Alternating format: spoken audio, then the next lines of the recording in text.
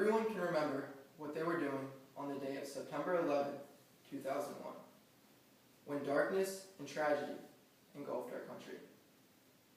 I remember it was my first day of kindergarten. I was tying my shoes when my mom saw the breaking news on TV.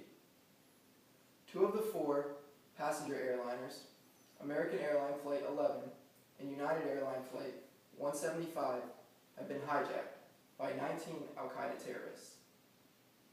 They had been crashed into the north and south towers. Within 2 hours, both buildings had completely collapsed, turning to rubble. The 3rd flight, American Airline Flight 77, had been crashed into the Pentagon. This led to partial collapse of the western side. The 4th plane, United Airline 93, had been crashed in a field near Shanksville, Pennsylvania, when passengers overtook the cockpit from the terrorists. This plane was headed towards Washington, D.C. 3,000 people died that day as a result of the attack. 343 of those people were firefighters in the line of duty.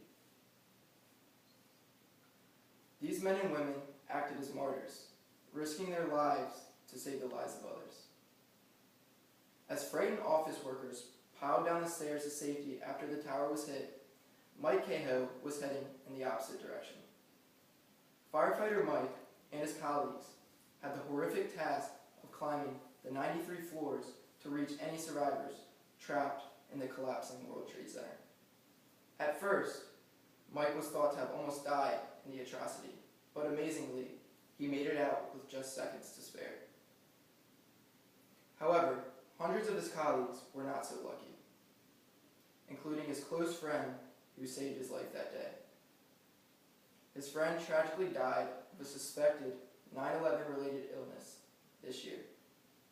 Mike said, "Our job was to get up to the floor where the plane had actually hit to reach the people there, and that's what we were determined to do."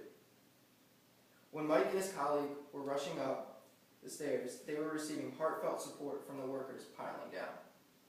He says, "As we were going up, people were saying, 'Good luck, lots of luck,' and other things like that. Sure, I was frightened, but I was just doing my job and wish we could have done more." On this day, firefighters saved an approximate 30,000 people.